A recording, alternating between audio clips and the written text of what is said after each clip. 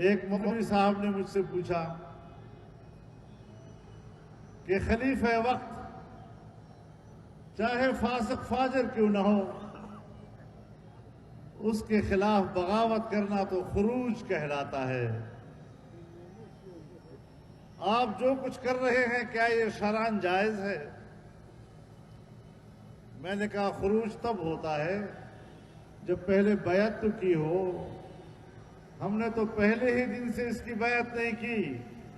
हम तो हजरत हुसैन के पैरोकार हैं, जिसने पहले दिन से यजीद की बैत नहीं की, और कोई दुनिया का मसलक हजरत हुसैन अलैहिस्सलाम के वाक़े करबला को बगावत नहीं कह रहा है।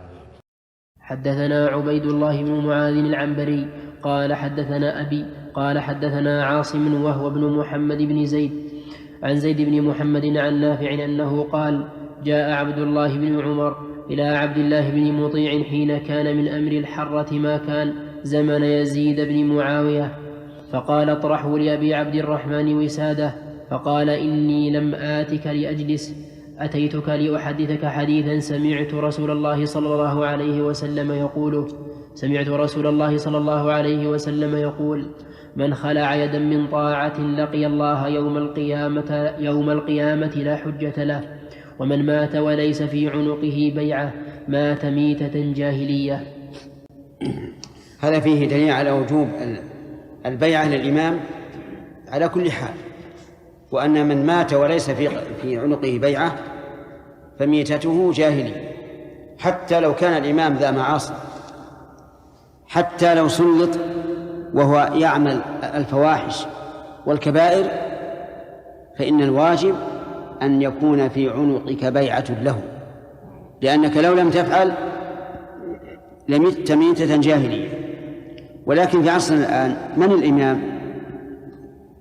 ليس هناك إمام عام، وعلى هذا فكل قطعة من الأرض عليها أمير قد بويع له في هذه القطعة فهو إمام. فمثلا الذين من غير السعودية في أعناقهم بيعة لمن؟ نعم، لأئمة بلده، لأنه من أهل هذا البلد، وعليه السمع والطاعة لمن والله الله الأمر.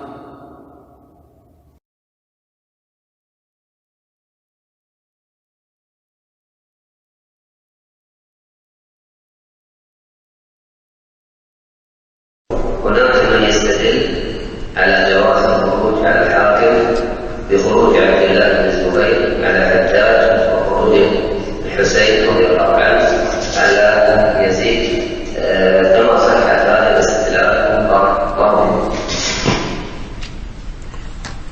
عبد الله بن الزبير لم يخرج على ولي أمر، لأنه بعد وفاة يزيد بقي الأمر مترددا، فعبد الله بن الزبير خرج في هذه الفترة التي ليس للمسلمين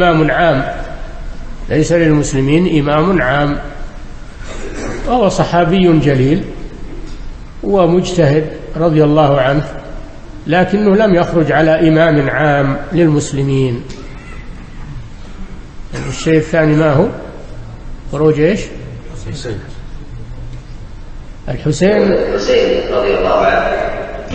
الحسين غرر به رضي الله عنه، خدعته الشيعة وطلبوه ليوقعوه، فلما وقع في الفخ تخلوا عنه فقتل رضي الله عنه، فهو انخدع بهم. نعم.